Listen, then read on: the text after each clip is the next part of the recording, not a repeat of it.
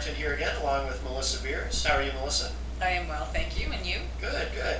And we are sitting here in Portsmouth, New Hampshire with Joseph Carringer. How are you today, Joe? Doing well. Thanks Good. for being here.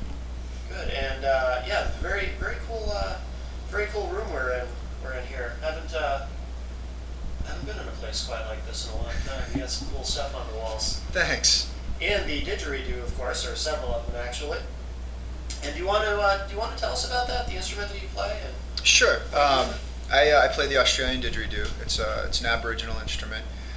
They're estimated to be the oldest musical instrument known to man. They're put somewhere between 40 and 80,000 years old, and that's based on carbon dating, cave drawings, artifacts. That actually makes it the oldest musical instrument known to man. Wow. And and it's as old as the Aboriginal tribes themselves that the instrument comes from. And the Aboriginal tribes are the oldest continuous culture that's ever lived on the planet, somewhere between 40 and 80,000 years also, when they date all of their artifacts and cave drawings and whatnot. And they've been handing down their same traditions and stories for that whole period of time. So, wow. How did you get involved with playing this instrument? I woke up from a dream, and I don't know what I was dreaming about, but I was in a pretty deep sleep. In 1996, sat up, looked at the woman I was dating at the time, and said, "I'm going to play the didgeridoo." Yeah. And I said it about like that, and didn't really know where it came from. Kind of looked around and was like, "All right," and thought about it for a second. And what I thought a didgeridoo was at that moment was a bull roar, which was the thing on the string that Crocodile Dundee plays. Yeah. And that's the only thing I could think of, because I knew it was an Australian instrument and I'd never seen it. Right. About 6 months later, I was at a shop in Portsmouth, and I was actually Marco Polo, or Macroscopic, which was Marco Polo back then. They had a world music section inside of it. And a man by the name of Rob Harvey had been over in Australia, and he was a Portsmouth resident at the time also. He had been in Australia about the same time that I was having this dream, and about the same time that Bill Harney's tribe had put out to the universe that they wanted a group of people from all over the world to come to their land, and they were going to teach how to make didgeridoos and send them back to where they came from with all these didgeridoos. Yeah. So Rob came back about 6 months after I had this dream, had a bunch of didgeridoos that he had made with Bill Harney's tribe, and stuck a bunch in this shop in Portsmouth. And what happened was I walked into the store, and I saw a sign over a basket of sticks that said didgeridoos. Yeah. And I picked it up, looked at it, put it to my mouth, and went. And this is actually the didge that I picked up, and that's really? the first sound I ever made. Wow. And the woman looked from around the corner and said, "Do you play the didgeridoo?" And I said, "No." And she said, "Yes, you do." And I held it up, and I'm like, "Yes, I do." Wow. And the funny part about it, my friends wouldn't let me actually buy this didge that day. They thought it was way too crazy to spend as much money as they were asking for it on a piece of hollow wood. Right. So I bought a bamboo one Yeah. for a fraction of the price. And at the time I was living in Merrimack, and from the drive home from Portsmouth, New Hampshire to Merrimack, New Hampshire, which we took Route 1, took about an hour and a half or so back then. And from that distance, I actually ended up splitting it in half from playing it the whole way. Yeah. Just cracked. Really? Yeah, Okay. just cracked it in half by the time I got home. Yeah. So I called them up and I told them which one I wanted, and they held it for me, and I ended up getting it. And it actually, just from Bill Harney was the first Aboriginal man to receive land rights back from the Australian government, Yeah. and grew up on the Catherine Cattle Station, and is one of the more famous Aboriginal elders and storytellers, and so they're pretty unique pieces of eucalyptus that I play. Yeah. And it looks like from looking at them, they're all unique. As unique as a tree. Yeah. Because a didgeridoo is, it's a piece of eucalyptus tree trunk or tree branch that's been naturally hollowed out by a specific species of termite that eats the heartwood out of the tree. Really? And leaves the rest of it. Yeah. And the tree's actually alive when they harvest it. So what they do is they go through, and there's a harvesting, listening process to hear if there's a didgeridoo inside. And so then when they cut the lengths of wood, they have to knock out the termites. Yeah. They have to clear out all of the matter that's inside. There's a couple processes to do that. One is just jamming sticks through it. I mean, they're not rocket science, you know. Sure, or the other sure. one is taking hot coals and burning hot coals through the instrument. And then they planed down the outside, shaped the mouthpiece a little bit. Yeah. So and then fit it with a beeswax mouthpiece on it. So to some extent, these are musical instruments that are formed in nature, in a sense. Yeah, traditionally they're completely amazing. The one of the most common Dreamtime story of where the didge came from. There's as many tribal names for the instrument as there are tribes that have them, because Really? each tribe has its own Dreamtime story of where it came from. Yeah. The most common you hear is Yadaki or Yadiki, and that particular tribe, their story says that Yadaki was a warrior in the Dreamtime, an Aboriginal warrior in the Dreamtime, and the Dreamtime is the equivalent of the spirit world as it was coming into formation, and as the physical world was coming into formation. As he was walking through the Dreamtime, he came across a hollow log, and when he tripped over the hollow log and kicked it, he saw that there were some bugs that fell out of it. So he picked it up and he shook it, and then he went to the end, one of the smaller end, to blow into it to blow the bugs out. And when he blew into it, he heard that sound. He became fascinated by it because it sounded like the beginning of the universe, or the sound of creation. So he kept playing and playing and playing, and as he started to play, he realized that he could change his breathing patterns and breathe in through the nose and out through the mouth and fill his cheeks up with air and push the sound. And there's a whole, I'm really cliff noting it, but Yeah, no, that's fine. But yeah, so he as he begins to play and the animals come out of the outback, they call to him, he calls back to them, and So the animals began to respond to the sound? yeah. Okay. Yeah, Wow. and they're all representational. I did the summer reading program for the New Hampshire Library Association last summer, and when I was talking to the kids about the different sounds, I mean, you don't make a sound that sounds exactly like a kookaburra, right? Which the kookaburra is that bird that laughs, and it's one of the only traditional Australian animal sounds that I can do, and it's. But representationally, it's close. So when you're talking with kids, you can go, all right, well, we have a black bear in New Hampshire. Dogs. Yeah.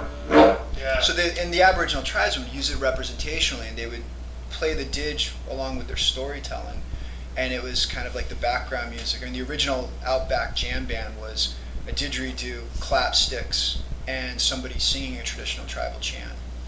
Wow. That's neat. Do they tend to make do they all tend to make a similar kind of sound, or have you ever played one that sounded different?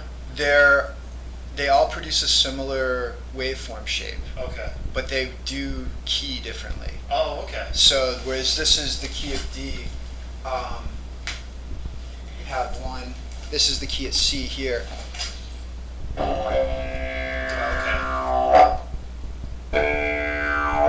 Now you'll get them. They'll change also in terms of how broad they are. Like what you were saying with the agave one that I played earlier, the agave didge. You have a key of D and a key of D, but one sounds a little denser and more focused, and the other one Okay. sounds like it could fill the room a little bit differently. The actual thickness of the wood, the material, because even though they're traditionally eucalyptus wood, there's all kinds of non-eucalyptus didgeridoos out there now. I mean, people make them. I teach my students on PVC Oh, okay. Yeah. because it's cheaper to spend $5 on a piece of PVC. And, Sure. but for my sound therapy practice, because one of the things that I do is I combine traditional Chinese medicine theory in terms of the meridians and the organs and where different emotional components are affected, and where that's the stagnation lies, or where illness may lie. Yeah. The Chinese were very, very sophisticated in how they put all of that together, but the Ayurvedic practices were very sophisticated in recognizing that those 7 major energy centers that they call the chakras, which kind of line up with the dantians in traditional Chinese medicine, the Ayurvedic masters recognized that they had a different key. And interestingly enough, at first chakra, which is at the very base of your spine, is the key of C. And then you have the root, which is the next one up, and then you have third chakra, which is the solar plexus, which is just above the umbilix. So it goes C, D, E, F, G, just like a scale, just like a musical scale. Yeah. So when I'm working on a client, and if a person's dealing with, say they've lost a loved one and they're dealing with grief, sadness, that's in the lungs in traditional Chinese medicine. But to have to be able to work on that with sound, I need to know where that falls in terms of the energy center. Well, that's the heart chakra in Ayurvedic, and that would be the key of F. Yeah. So I have a couple different digits that were developed specifically for me based off of a German sound therapist design, which was a metal slide dig. And the one that he had was that he designed, Gerald Kaufman, it was pretty decent. He has a colleague that he worked with named Walter Strauber, who has a company called DigArt in Germany, and he makes wood and metal slide digits, which is what this one is. Oh, okay. And this allows me to go from about just sharp of G to just flat of A. Oh, okay.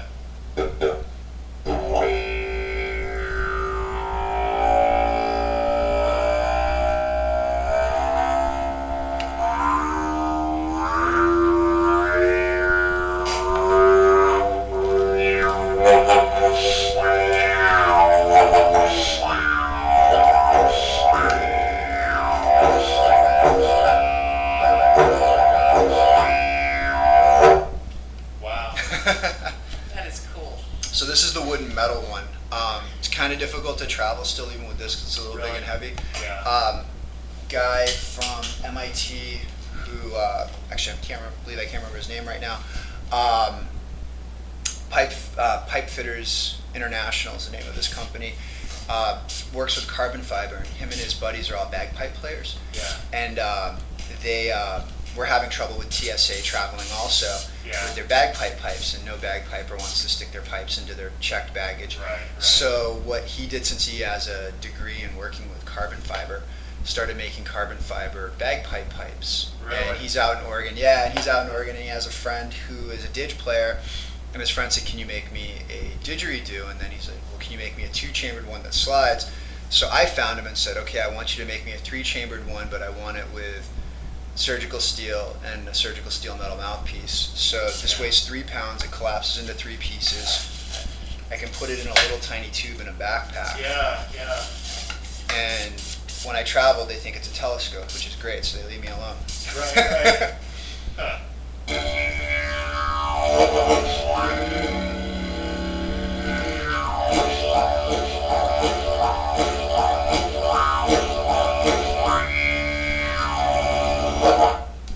So the sound changes a little bit depending on material. Yeah. And so you use these for sound therapy or Yes. sound healing? Yep. The dig in a therapeutic application affects people on 3 basic levels. Okay. The first one is through the production of various infrared ultrasound, and it produces what would effectively be a vibrational or sound massage. Yeah. You're not touching the person at all, but what you're doing is you're playing over and around them, and it's actually producing harmonics between 0 and 1,000 hertz. And that sound range, your brain waves are between 2 and 20. Okay, but medical ultrasound, which they use for everything from looking at babies to relaxing muscles, stimulating bone growth, and severe breaks and fractures, that goes down to only 2.2 hertz. So this can actually go 2.2 hertz lower. Oh. Big benefit is I can actually do work on people that have had metal implants put in, because you can't use medical ultrasound on people with metal implants. Yeah, because it has the potential to create a microwave. Yeah, just a little. And cook them from the inside out. Yeah. And it's funny how I found out about the application on people with bone surgery and implant work was that I met a woman in a sweat lodge 4 years ago now, that had broken her back in Holland. So it would have been almost 15 years at this point that she had done it. And they put 2 pins in her back. And after they set the pins in her back, part of her post-op, when she was in the hospital, was having 2 didgeridoo players come by twice a day and play on her back for an hour. Really? Yeah. Wow. So she told me this just as I was getting started with this, and I started doing a little research, and then I found out, well, they've been using ultrasound shockwaves on bone fractures since the late 50s, early 60s, and they've known that it would take 2 to 3 weeks off your healing time, accelerate the growth. Yeah. Yeah, so there's just something about the shockwave hitting it, but it'll also relieve muscle tension very quickly. It gets deep into nodding. It produces a heat that, for medical ultrasound, it's actually a heat therapy. It's considered almost a heat therapy. Yeah.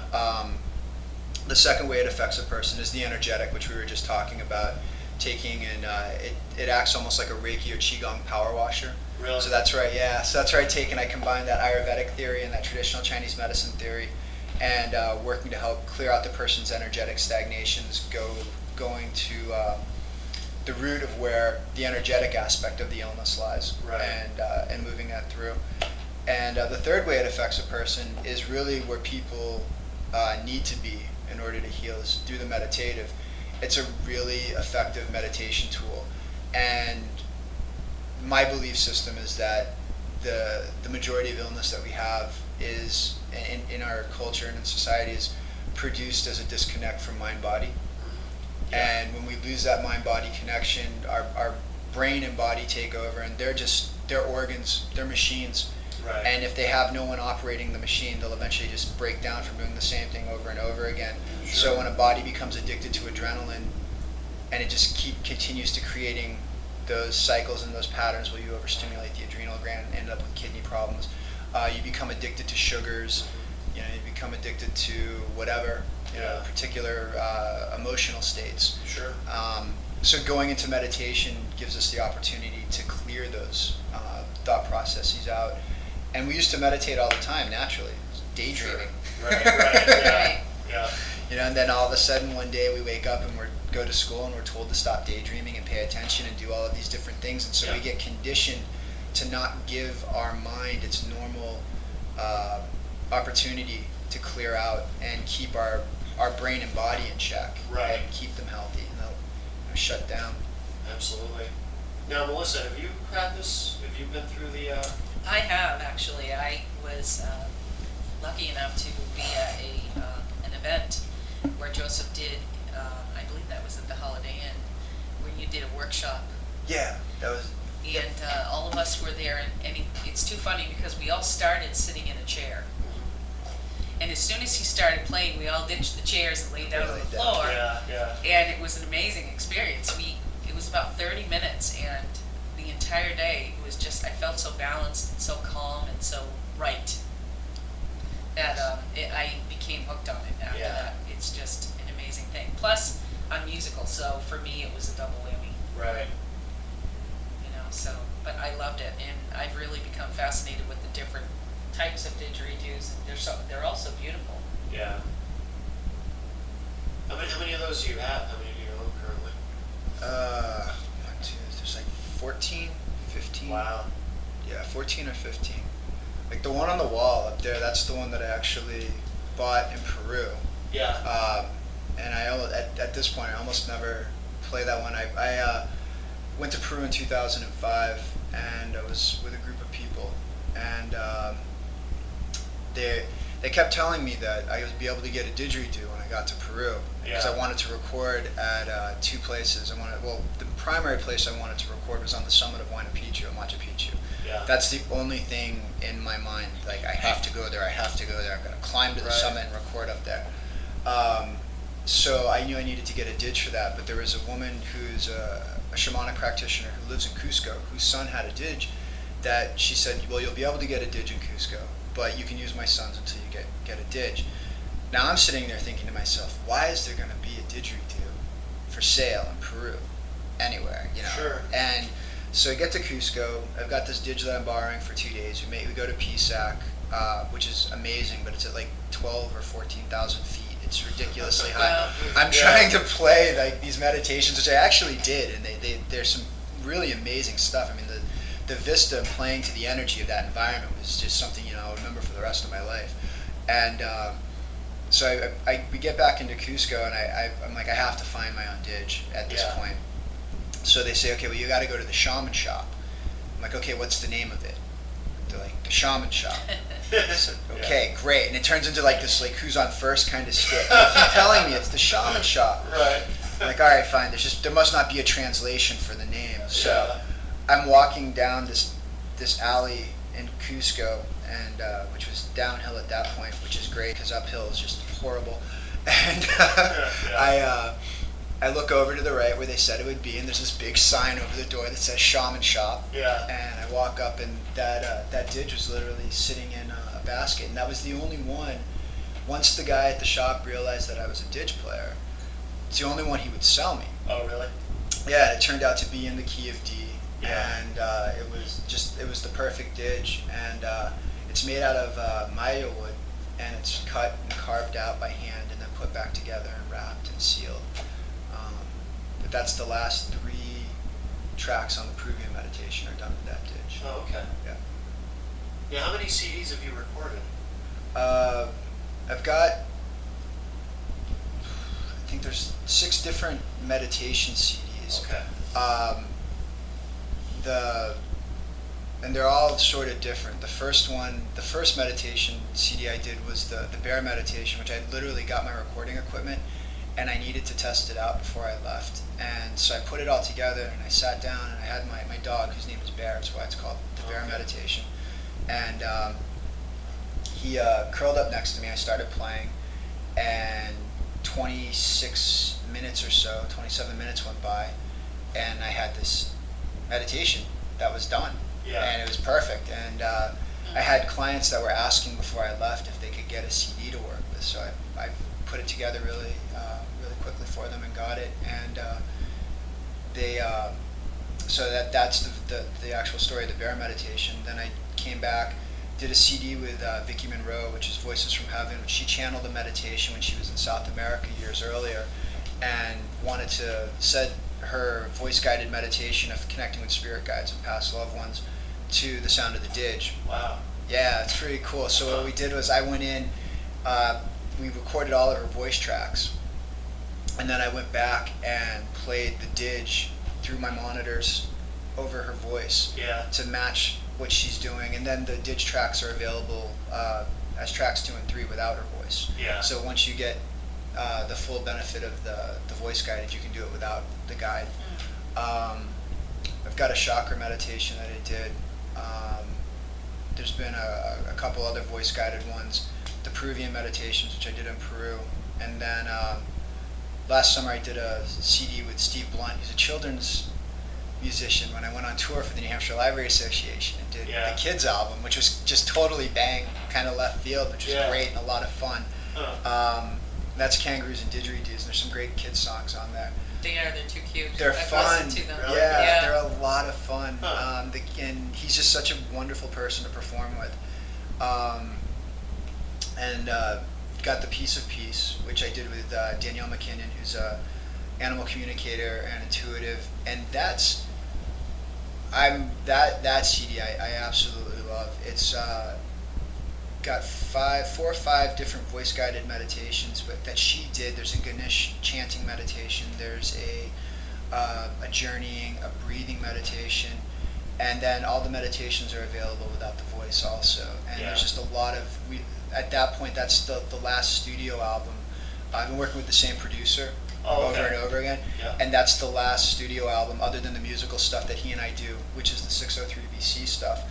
But all of the technical knowledge of what we've been putting together over the last 5 years kind of culminated in that project, and the sound quality and everything is just, it's great on the other stuff, but I mean, just for me, having seen the progression, it's amazing what he did on that last album. Cool. Yeah. Do you have anything you're working on now as far as recording currently? Do you have anything coming up that's going to be coming out? Or? You know what, I actually did a group of meditations in 2006. I was down in Puerto Rico for 3 weeks with Vicki Monroe on a book signing tour. Yeah. And I went into the original cave that they filmed the cave that they filmed the original Lord of the Flies in on Vieques. Yeah. I went into that cave. I was hanging out against the walls just outside of El Moro and Old San Juan. I went into El Yunque, the rainforest, and I recorded with all these different sounds, and I did all these different meditations.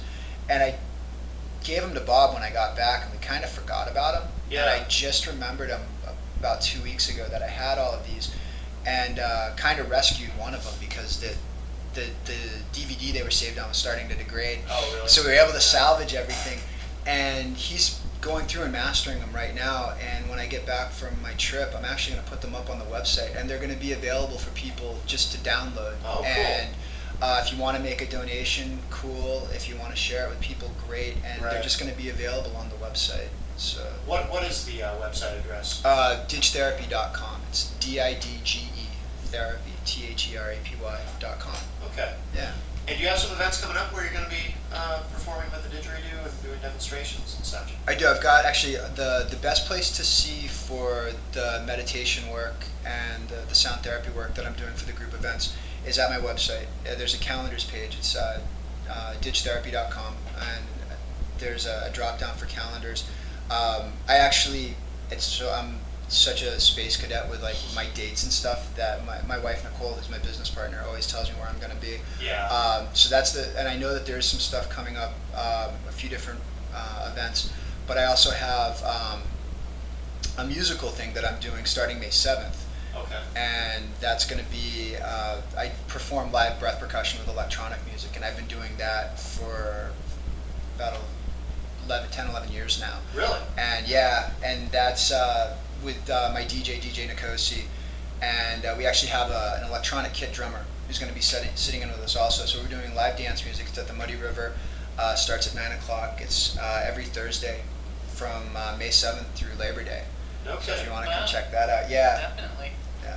And what time does that start? 9 p.m. Okay. Wow, very cool. Yeah. You do that at the Muddy River? That's going to be at the Muddy River. Okay. The event's actually the Portsmouth Underground. So we it's our event, and we have our group of musicians that we play with, that we perform with as the Portsmouth Underground. But then there's DJ Nikosi and myself who actually just tour also and do our own thing. Yeah, yeah. Our friend Hammer, have you met Hammer? He manages he's taking over as manager of the Muddy River. Yes. Oh, Yeah. cool. Yeah. Yeah. I haven't met him yet. No, Hammer actually. from Rage Rock Radio. Yeah, Oh, cool. RageRockRadio.com, who we Yeah. do a lot of work with, and actually he starts today. Yeah. Today's his first day as manager at the Muddy River. So Oh, cool. I guess I'll get to meet him. It's a Yeah. small world. That's Yeah. awesome.